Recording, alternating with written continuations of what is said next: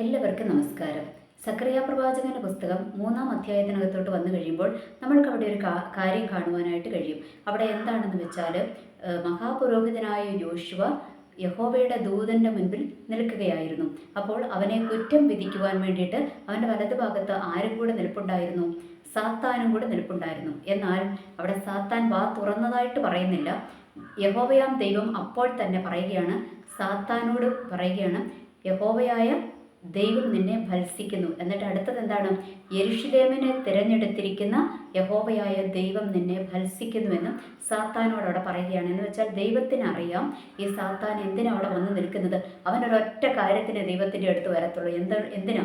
ദൈവത്തിൻ്റെ മക്കളെയും ദൈവത്തിൻ്റെ തിരഞ്ഞെടുക്കപ്പെട്ട മക്കളെയും ഒക്കെ കുറ്റം വിധിക്കാൻ വേണ്ടിയിട്ട് മാത്രമേ ഇവരെങ്ങോട്ട് വരത്തുള്ളൂ. ഇവൻ അവിടെ ദൈവത്തിൻ്റെ സന്നിധിയിലോട്ട് വരത്തുള്ളൂ. അതുകൊണ്ട് യോശുവ എന്ന് പറയുന്ന മഹാപുരോഹിതൻ നിൽപ്പുണ്ട്. അപ്പോൾ ദൈവത്തിനറിയാം ഈ സാത്താൻ എന്തിനാ വന്നത്. സാത്താൻ വന്നത് മഹാപുരോഹിതനായിരിക്കുന്ന യോശുവയെ കുറ്റം വിധിക്കാൻ വേണ്ടിയിട്ട് അവിടെ വന്നിരിക്കുന്നത്. അപ്പോൾ ഈ ദൈവം സാത്താനെ ഭത്സിച്ചു എന്ന് വെച്ചാൽ സാത്താന് വാ തുറക്കുവാൻ അവിടെ അവസരം കൊടുത്തില്ല. എന്നിട്ട് ദൈവം എന്താ ചെയ്തത്?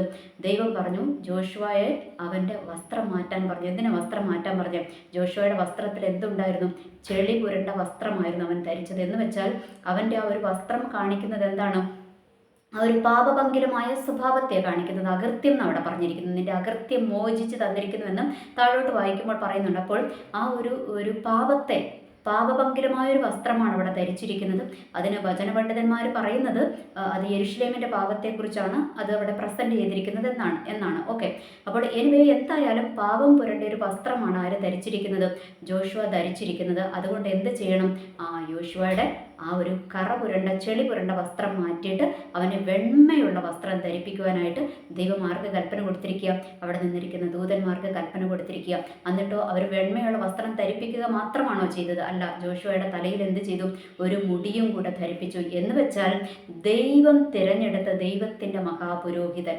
അപ്പോൾ ആ ഒരു മഹാപുരോഹിതന് ദൈവം എന്താ ചെയ്തിരിക്കുന്നത്? വെണ്മയുള്ള വസ്ത്രം ധരിക്കുകയും തലയിൽ മുടി ധരിപ്പിക്കുകയും ചെയ്തു.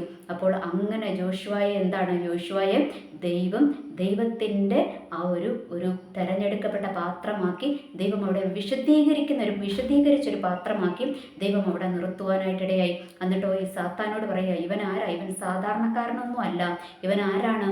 ഈ യോശുവ എന്ന് പറയുന്ന മഹാപുരോഹിതൻ തീയിൽ നിന്ന് വലിച്ചെടുത്ത കൊള്ളിയാണെന്നാണ് പറഞ്ഞിരിക്കുന്നത്. എന്ന് വെച്ചാൽ നീ കണ്ടിരിക്കുന്ന ഈ സാധാരണ ആൾക്കാരെ പോലെ നിന്നെപ്പോലെയൊന്നും അല്ല, ഇത് തീയിൽ നിന്ന് വലിച്ചെടുത്തിരിക്കുന്ന കൊള്ളിയാന്ന് പറഞ്ഞു. അപ്പോൾ നമ്മൾക്കറിയാം അല്ലേ, ദൈവത്തിന് വേണ്ടി പ്രവർത്തിച്ച ദൈവത്തിന് വേണ്ടി നിന്ന മനുഷ്യനാണ് ആരും? ഈ യോശുവ എന്ന് പറയുന്ന മഹാപുരോഹിതൻ അല്ലേ. അപ്പോൾ ദൈവത്തിൻ്റെ ആ ഒരു സർട്ടിഫിക്കറ്റ് ദൈവം കൊടുക്കുവാനായിട്ടിടയായി. അപ്പോൾ ദൈവത്തിൻ്റെ സർട്ടിഫിക്കറ്റ് കിട്ടിക്കഴിഞ്ഞു കഴിഞ്ഞപ്പോഴത്തേക്ക് എന്താണ്? പിന്നെ സാത്താന് മിണ്ടാട്ടമില്ല അല്ലേ. എന്നിട്ട് എന്താ പറഞ്ഞിരിക്കുന്നത്? അതിൻ്റെ താഴോട്ട് വായിക്കുമ്പോൾ നമ്മൾക്കറിയാം യോശുവയെ എന്താ ചെയ്തിരിക്കുന്നത്? യോശുവയെ ഉത്സവ വസ്ത്രം അവിടെ ധരിപ്പിക്കുകയാണ്. എന്ന് വെച്ചാൽ അകൃത്യങ്ങളും ചെളി പുരണ്ട കറ പുരണ്ട വസ്ത്രങ്ങളും ഒക്കെ ധരിച്ചു നിൽക്കുന്ന ഒരു വ്യക്തിയെ സംബന്ധിച്ചിടത്തോളം അവൻ കടന്നു പോകുന്ന സാഹചര്യം എന്ന് പറയുന്നത് എന്താണ്? അത് നല്ല സാഹചര്യത്തിലൂടെ അല്ല കടന്നു പോകുന്നത്. അവൻ്റെ അവസ്ഥ എന്താണ്? മഹാമോശമാണ്. എന്നാൽ ദൈവം അവിടെ കറപുരണ്ട വസ്ത്രത്തെ മാറ്റി വെണ്മയുള്ള വസ്ത്രം ധരിപ്പിക്കുകയും മുടി ധരിപ്പിക്കുകയും ചെയ്തിട്ട് പറയുകയാണ്, ഞാൻ എന്താ ചെയ്തിരിക്കുന്നത്? ഉത്സവ വസ്ത്രം നിന്നെ ധരിപ്പിക്കുമെന്ന് പറഞ്ഞിരിക്കുന്നത്. എന്ന് വെച്ചാൽ നിന്റെ ഇന്ന് വരെയുള്ള ജീവിതത്തിൻ്റെ ആ കണ്ണുനീരിൻ്റെ അനുഭവങ്ങളും ആ ഒരു രട്ടുടുത്ത അവസ്ഥയുണ്ടല്ലോ, അതിനെയെല്ലാം ദൈവം അങ്ങ് മാറ്റിയിട്ട് എന്ത് ചെയ്തിരിക്കുക? ഉത്സവ വസ്ത്രം ധരിപ്പിക്കുമെന്നിവിടെ പറഞ്ഞിരിക്കുകയാണ്. നമ്മൾക്കറിയാം അവിടെ മുഴുവൻ വായിക്കുമ്പോൾ, സക്കറിയ പ്രവാചകന്റെ പുസ്തകം വായിക്കുമ്പോഴെല്ലാം നമ്മൾക്കറിയാം യെരുശലേമിൻ്റെ പാപത്തെക്കുറിച്ചൊക്കെ അല്ലേ. അന്നേരം ദൈവത്തോട് ചോദിക്കുന്നുണ്ട്, ദൂതൻ ചോദിക്കുന്നുണ്ട്, നീ എത്രത്തോളം ഈ ജനത്തോട് ഇങ്ങനെ കോപം വെച്ചുകൊണ്ടിരിക്കുമെന്ന് ചോദിക്കുന്നുണ്ട്. എന്നാൽ ദൈവത്തിൻ്റെ കോപം ഒത്തിരി നേരമൊന്നും ഉണ്ടാകത്തില്ല. കാരണം എന്താണെന്നറിയാമോ? ഇവർ വീണ് കിടന്നിരിക്കുന്ന ഈ ജനത്തെ ചവിട്ടി മെതിക്കാനായിട്ട് ഒരുപാട് രാജ്യങ്ങളുണ്ടായിരുന്നു, ഒരുപാട് ജാതികളുണ്ടായിരുന്നു. അപ്പോൾ അവർ ഇങ്ങനെ ഈ യെരുശലേമിനെ ചവിട്ടി മെതിച്ചത് കൊണ്ട് എന്താണ്? അവർക്കൊരു ഉദാഹരണം ദൈവം കൊടുക്കുമെന്ന് ഇതിന് നമ്മൾക്ക് വായിക്കുമ്പോൾ മനസ്സിലാക്കുവാനായിട്ട് കഴിഞ്ഞു. ഓക്കെ, അപ്പോൾ ഓർക്കുക, ഇത് നമ്മൾക്ക് തരുന്ന പാഠം എന്താണ്? നമ്മളുടെയൊക്കെ ജീവിതത്തിലും നമ്മളുടെ വിടുതലിന് തടസ്സമായി നിൽക്കുന്നത് എന്താണ്? നമ്മളുടെ ജീവിതത്തിൻ്റെ കുറ്റങ്ങൾ, കുറവുകൾ, പോരായ്മകളൊക്കെ തന്നെയാണ് അല്ലേ. അപ്പോൾ ഈ സാത്താൻ എപ്പോഴും എന്താണ്? ദൈവത്തിൻ്റെ സന്നിധിയിൽ ഇങ്ങനെ വാദിച്ചുകൊണ്ടിരിക്കും. അവിടുത്തെ പിക്ചർ എന്ന് പറയുന്നത് സാത്താൻ നിൽക്കുന്നു, യോശുവ നിൽക്കുന്നു, യഹോവയാം ദൈവം നിൽക്കുന്നു, ദൈവത്തിൻ്റെ ദൂതൻ എന്ന് പറയുന്നിടത്തെല്ലാം അവിടെ യേശുക്രിസ്തുവിനെയാണ് പ്രതിനിധാനം ചെയ്യുന്നത്. ഏത് പഴയ നിയമത്തിൽ. ഓക്കെ, അപ്പോൾ അവിടെ എന്താണ് ദൈവത്തിൻ്റെ ദൂതൻ എന്ന് പറഞ്ഞാൽ യേശുക്രിസ്തു അവിടെ ഇരിക്കുന്നു അല്ലേ. അപ്പോൾ അവിടെ നമ്മൾക്ക് എന്ത് കാണുവാനായിട്ട് കഴിയും? ഒരു കോടതി കാണുവാനായിട്ട് കഴിയും. അപ്പോൾ ആ കോടതിയുടെ മുൻപിലാണ് നിൽക്കുന്നത്. അപ്പോൾ ആ കോടതിയുടെ മുൻപിൽ നിൽക്കുമ്പോൾ ജോഷുവയുടെ ശരീരത്തിൽ അല്ലെങ്കിൽ വസ്ത്രത്തിന്മേൽ എന്തുണ്ട്? സത്യമായിട്ടും ചെളി പുരണ്ടിട്ടുണ്ട്. പക്ഷേ അവിടെ നീതീകരിക്കുന്ന ഒരു ദൈവം, യേശുക്രിസ്തുവിൻ്റെ രക്തത്തെ അവിടെ കാണിക്കുന്നു. നീതീകരിക്കുന്ന യേശുക്രിസ്തുവിൻ്റെ രക്തത്താൽ കഴുകപ്പെട്ട് കഴിയുമ്പോൾ എന്ത് സംഭവിക്കുകയാണ്? അവിടെ ഒരു പുതിയ വസ്ത്രം ധരിപ്പിക്കുകയാണ്. എന്ന് വെച്ചാൽ എല്ലാം മലിനത നീക്കി ദൈവം അവിടെ ഒരു വിശുദ്ധിയുടെ വസ്ത്രം അല്ലെങ്കിൽ വെണ്മയുള്ള വസ്ത്രം അവിടെ ധരിപ്പിച്ചിരിക്കുകയാണ്. അത് പുതിയ നിയമത്തിലോട്ട് വന്നു കഴിയുമ്പോൾ നമ്മൾക്ക് മനസ്സിലാക്കുവാനായിട്ട് കഴിയും അല്ലേ. പുതിയ നിയമത്തിലോട്ട് വന്നു കഴിയുമ്പോൾ അങ്ങനെ തന്നെയാണ്. ഈ നമ്മുടെ ശത്രുവായ പിശാച് എപ്പോഴും നമ്മൾക്കെതിരെ എന്താണ്? നമ്മൾക്കെതിരെ ഇങ്ങനെ ദൈവത്തിൻ്റെ അടുത്ത് ഇങ്ങനെ കുറ്റം പറഞ്ഞുകൊണ്ടിരിക്കും. എന്ന് വെച്ചാൽ ദൈവം നമ്മളെ അനുഗ്രഹിക്കാൻ വരുമ്പോൾ, നമ്മൾക്കൊരു നന്മയുമായിട്ട് വരുമ്പോൾ അപ്പം പറയും അവനത് സ്വീകരിക്കാൻ അർഹനല്ല, അവൻ ഇന്നത് ചെയ്തിട്ടുണ്ട്, അവൻ ഇന്ന പരിപാടികൾ ചെയ്തിട്ടുണ്ട് എന്നൊക്കെ പറഞ്ഞുകൊണ്ട് നമ്മൾക്കെതിരെ ഇങ്ങനെ കുറ്റം പറഞ്ഞുകൊണ്ട്. അപ്പോൾ ഇവിടെ ഇത് നമ്മൾക്ക് തരുന്ന പാഠം എന്താണ്? യേശുക്രിസ്തുവിൻ്റെ ആ ഒരു തിരുരക്തത്താൽ കഴുകൽ പ്രാപിച്ചു കഴിഞ്ഞാൽ എന്ത് സംഭവിക്കും? ഈ പിശാചിന് പിന്നെ നമ്മൾക്കെതിരെ ഒരു വാക്ക് മിണ്ടുവാനായിട്ട് പറ്റത്തില്ല. അവന് മിണ്ടാൻ അവിടെ അവസരം കൊടുത്തിട്ടില്ല ദൈവം അല്ലേ. കാരണം ഇവൻ വാ തുറക്കുന്നതിന് മുൻപേ തന്നെ ദൈവം എന്ത് ചെയ്തു കഴിഞ്ഞു? ദൈവം ഓൾറെഡി അവൻ്റെ ആ ജോഷുവയുടെ വസ്ത്രം മാറ്റുവാൻ അവിടെ ഓർഡർ ഇട്ട് കഴിഞ്ഞു. അതുപോലെ ഓർക്കുക, സാത്താൻ നമ്മൾക്കെതിരെ വാഗ്വാദങ്ങളുമായിട്ട് ദൈവത്തിൻ്റെ സന്നിധിയിലോട്ട് ചെല്ലുന്നതിന് മുൻപേ തന്നെ നമ്മളുടെ ജീവിതത്തിൽ വന്നുപോയ പിഴവുകളും പോരായ്മകളും എല്ലാം ദൈവത്തിൻ്റെ സന്നിധിയിൽ നമ്മൾ ഇന്ന് ഏറ്റുപറഞ്ഞ് അതൊന്ന് കഴുകൽ പ്രാപിക്കുവാൻ നമ്മൾ തയ്യാറായി കഴിഞ്ഞാൽ ദൈവത്തിൻ്റെ നീതീകരണം, ആ തിരുരക്തത്തിൻ്റെ കഴുകൽ നമ്മളുടെ ജീവിതത്തിൽ സംഭവിക്കുകയും ചെയ്യും. പിന്നെ സാത്താന് വാ തുറക്കാൻ അവസരം കൊടുക്കത്തില്ല. അപ്പോൾ ഒന്ന് ഓർത്ത് നോക്കിക്കുക, പിതാവാം ദൈവമാണ് അവിടെ ആരായിട്ടിരിക്കുന്നത്? ജഡ്ജി ആയിട്ടിരിക്കുന്നത് അല്ലേ. അപ്പോൾ അതൊരു കോടതി തന്നെയാണ്, സ്വർഗത്തിലെ കോടതിയാണ്. സ്വർഗത്തിലെ കോടതിയുടെ മുൻപിലാണ് നിൽക്കുന്നത്. പിതാവാം ദൈവമാണ് ജഡ്ജി ആയിട്ടിരിക്കുന്നത്. പ്രതിഭാഗം വക്കീൽ ആരാണ്? പിശാചാണ്. അപ്പോൾ നമുക്ക് വേണ്ടി വാദിക്കുന്ന വാദിയുടെ വക്കീൽ ആരാണ്? നമ്മുടെ യേശു കർത്താവാണ്. അപ്പോൾ യേശു കർത്താവ് എന്താ ചെയ്തിരിക്കുന്നത്? നമ്മൾക്ക് വേണ്ടി വാദിച്ചു കഴിയുമ്പോൾ എന്താണ്? എന്തിൻ്റെ ബേസിലാണ് വാദിക്കുന്നത്? ആ തിരുരക്തത്തിൻ്റെ ബേസിലാണ് വാദിക്കുന്നത്. കാരണം 2026 വർഷങ്ങൾക്ക് മുൻപേ യേശു ക്രിസ്തു കാൽവരി ക്രൂശിൽ തൻ്റെ രക്തം ചിന്തി. എന്തിനാണ് രക്തം ചിന്തിയത്? നമ്മൾക്ക് വേണ്ടിയിട്ട്, നമ്മളെ പിശാചിനും അവൻ്റെ കൂട്ടർക്ക് വിട്ടുകൊടുക്കാതിരിക്കുവാൻ നമ്മൾക്ക് വേണ്ടി നമ്മൾ അവസാനത്തുള്ള തിരുരക്തം വരെ കാൽവരി ക്രൂശിൽ നമ്മൾക്കായി ചിന്തിയതാണ്. ആ തിരുരക്തം വെറുതെ ഇരിക്കത്തില്ല കേട്ടോ.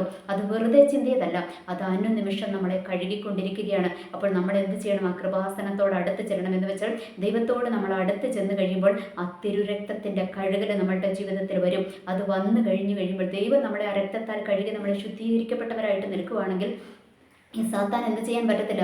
നമ്മൾക്കെതിരെ വാദിക്കുവാനായിട്ട് പറ്റത്തില്ല. അവന് വാ തുറക്കുവാൻ പറ്റത്തില്ല. കാരണം ഓൾറെഡി നമ്മൾക്ക് വേണ്ടി യേശുക്രിസ്തു എന്ന നമ്മളുടെ പിതാവ്, നമ്മുടെ യേശുക്രിസ്തു ആകുന്ന അഡ്വക്കേറ്റ് നമ്മൾക്ക് വേണ്ടി അവിടെ എന്ത് കഴിഞ്ഞു? ഓൾറെഡി വാദിച്ചു കഴിഞ്ഞു. അവിടെ ജയിച്ചു കഴിഞ്ഞു. അപ്പോൾ നമ്മൾക്ക് അനുകൂലമായിട്ട് വിധി ആര് പുറപ്പെടുവിക്കും? സ്വർഗീയ കോടതിയിൽ നിന്ന് നമ്മൾക്ക് വേണ്ടി അനുകൂലമായ വിധി പുറപ്പെടുവിക്കുവാനായിട്ട് ഇടയാകുമെന്നുള്ളൊരു യാഥാർത്ഥ്യം നമ്മൾ തിരിച്ചറിയുക. അതുകൊണ്ട് നമ്മൾ ചെയ്യേണ്ട ഒരൊറ്റ കാര്യമേ ഉള്ളൂ. ദൈവത്തിൻ്റെ തിരുസന്നിധിയിൽ നമ്മൾ ന്യായീകരണത്തിന് പോകേണ്ട കേട്ടോ. നമ്മൾക്ക് ന്യായീകരിക്കാനുള്ള യോഗ്യതയൊന്നുമില്ല.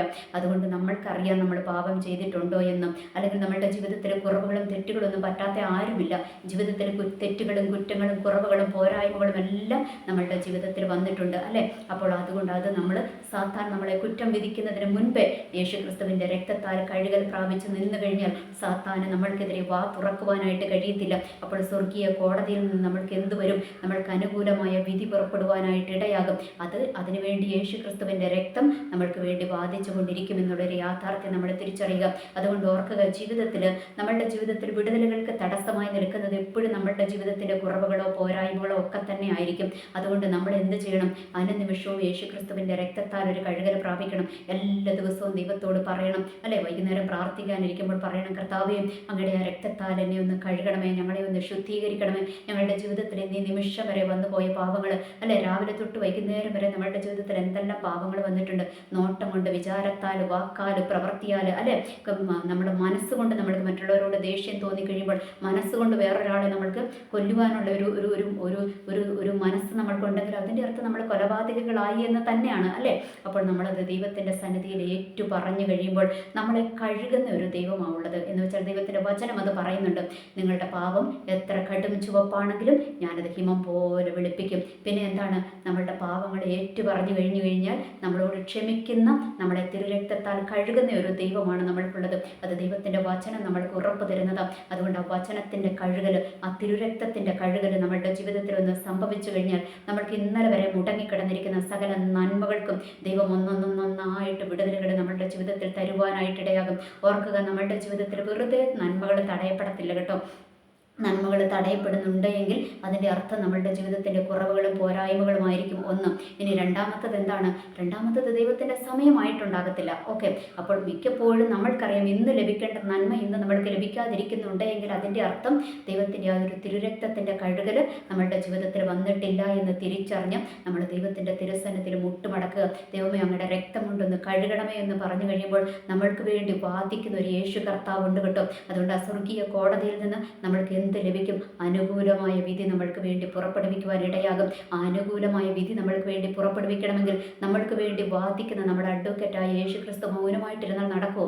നടക്കത്തില്ല. യേശു ക്രിസ്തു നമ്മൾക്ക് വേണ്ടി വാദിക്കണമെങ്കിൽ എന്ത് ചെയ്യണം? ആ യേശു ക്രിസ്തുവിൻ്റെ തിരുരക്തത്തിൻ്റെ കഴുകൽ നമ്മളുടെ ജീവിതത്തിൽ സംഭവിച്ചിരിക്കണം. അപ്പോൾ അതിന് നമ്മൾ എന്താ ചെയ്യേണ്ടത്?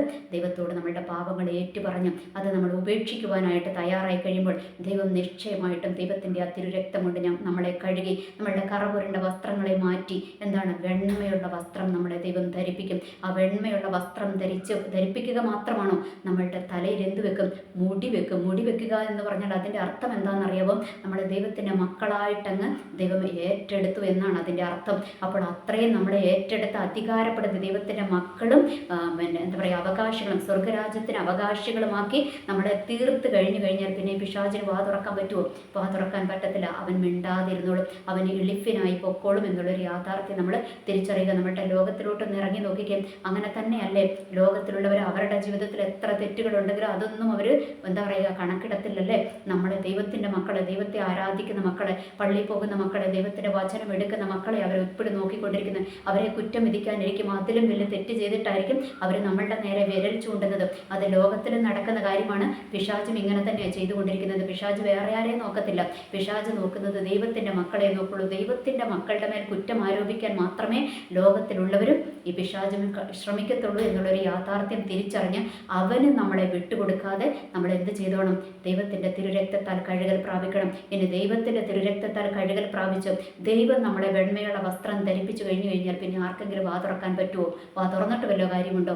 ഒരു കാര്യവുമില്ല. അതുകൊണ്ട് നമ്മൾ തിരിച്ചറിയുക, സ്വർഗീയ കോടതിയിൽ നിന്ന് നമ്മൾക്ക് എന്ത് ലഭിക്കണം? അനുകൂലമായ വിധി നമ്മൾക്ക് പുറപ്പെടുവിക്കണമെങ്കിൽ എന്ത് സംഭവിച്ചിരിക്കണം? നമ്മളുടെ അഡ്വക്കേറ്റായ യേശു ക്രിസ്തു നമ്മൾക്ക് വേണ്ടി വാദിക്കണം. ആ തിരുരക്തം നമ്മളെ കഴുകണം. അപ്പോൾ ഈ ഒരു യാഥാർത്ഥ്യം നമ്മൾ തിരിച്ചറിഞ്ഞ് അനുനിമിഷവും ദൈവത്തിൻ്റെ തിരുരക്തത്താൽ നമ്മൾ കഴുകൽ പ്രാപിക്കുവാനായിട്ട് തയ്യാറാകുക. ഞാൻ ഇതിന് മുൻപേ ഉള്ള ഒരു വീഡിയോയിൽ വിശദമായി ഞാൻ പറഞ്ഞിട്ടുണ്ട്. എങ്ങനെയാണ് നമ്മൾ ചുമ്മാ ഒറ്റ വാക്കിൽ പറഞ്ഞു പോകുമല്ല, കർത്താവേ ഞങ്ങളുടെ രക്തത്താൽ കഴുകണമേ എന്നല്ല. നമ്മൾക്കറിയാമല്ലേ, നമ്മൾക്ക് ദൈവത്തിൻ്റെ വചനവും നമ്മൾക്കറിയാം, നമ്മൾ ബുദ്ധിയുള്ളവരാ, നമ്മൾക്കറിയാം നമ്മൾ എന്തൊക്കെ പാപങ്ങൾ ചെയ്തിട്ടുണ്ട് എന്ന്. അതൊരൊറ്റ വാക്കിൽ പറഞ്ഞു പോകുമല്ലോ. ഒരൊറ്റ വാക്കിലാണോ ചെയ്തു തീർത്തത്? അല്ലല്ലോ. നമ്മൾ പാപമൊക്കെ ചെയ്യുമ്പോൾ ഒറ്റ ഇതിലാണോ ചെയ്തു തീർക്കുന്നത്? അല്ല. അതുകൊണ്ട് നമ്മൾക്കത് അറിയാം, നമ്മൾ എന്ത് ചെയ്തിട്ടുണ്ട്, എന്ത് പറഞ്ഞിട്ടുണ്ട്, എന്ത് പ്രവർത്തിച്ചിട്ടുണ്ട് എന്ന്. അതുകൊണ്ട് അത് നമ്മൾ ദൈവത്തിൻ്റെ സന്നിധിയിൽ നമ്മൾ വാഗൊണ്ടൊന്ന് ഏറ്റുപറയുക. വാഗൊണ്ട് ഏറ്റുപറഞ്ഞിട്ട് അത് ചെയ്യാതിരിക്കുവാൻ, ഇനി ഒരിക്കലും അത് നമ്മളുടെ ഭാഗത്ത് നിന്ന് ഉണ്ടാകാതിരിക്കുവാനുള്ള ഒരു തീരുമാനം നമ്മളെടുത്ത് ദൈവത്തിൻ്റെ കരത്തിലോട്ട് ഏൽപ്പിച്ചു കൊടുത്തു കഴിഞ്ഞാൽ ദൈവം നമ്മളെ കഴുകി വെണ്മയുള്ള വസ്ത്രം ധരിപ്പിക്കുക മാത്രമല്ല, ഇനി അതിലോട്ട് വീഴാതിരിക്കുവാനുള്ള ദൈവത്തിൻ്റെ കൃപയും നമ്മളുടെ മേൽ ദൈവം പകരുവാനായിട്ട് ഇടയാകുമെന്നുള്ളൊരു യാഥാർത്ഥ്യം കൂടെ നമ്മൾ തിരിച്ചറിയുക. അതുകൊണ്ട് പ്രാർത്ഥിക്കുവാനിരിക്കുമ്പോൾ ഓരോരോ പാപങ്ങളും ഏറ്റുപറഞ്ഞ് ദൈവത്തോട് ക്ഷമ ചോദിച്ച് ആ ഒരു തിരുരക്തത്തിൻ്റെ കഴുകൽ പ്രാപിക്കുവാൻ നമ്മൾ പ്രത്യേകം ശ്രദ്ധിക്കേണ്ടത് വളരെ ആവശ്യമാണ്. അതല്ല എങ്കിൽ നമ്മൾക്ക് ദൈവത്തിൻ്റെ സ്വർഗീയ കോടതിയിൽ നിന്ന് നമ്മൾക്ക് നീതി ലഭിക്കാതിരിക്കും കേട്ടോ. പിശാച് അവിടെ ഗോൾ അടിച്ചുകൊണ്ടേയിരിക്കും, നമ്മളുടെ സമയം മുൻപോട്ട് പോയിക്കൊണ്ടേയിരിക്കും. അതുകൊണ്ട് നമ്മൾ എന്ത് ചെയ്യേണ്ടതാണ്? നമ്മൾ ബുദ്ധിപൂർവ്വം മുൻപോട്ട് നീങ്ങുക. ദൈവത്തിൻ്റെ അടുത്ത് അന്നുള്ള പാപങ്ങൾ ഏറ്റുപറഞ്ഞ് നമ്മൾ എന്ത് ചെയ്യണം? ഒരു കഴുകൽ പ്രാപിച്ച് ദൈവത്തിൻ്റെ ആ ഒരു വെണ്മയുള്ള വസ്ത്രവും അനുസരണമായിട്ട് ജീവിക്കുവാൻ ദൈവം നമ്മൾക്ക് കൃപ തരട്ടെ. അതിനു വേണ്ടിയിട്ട് നമ്മൾക്ക് പ്രാർത്ഥിക്കാം. ദൈവം നമ്മളെ അതിന് സഹായിക്കട്ടെ. എനിവേ എല്ലാവർക്കും നല്ലൊരു ദിവസം ആശംസിക്കുന്നു. നന്ദി, നമസ്കാരം.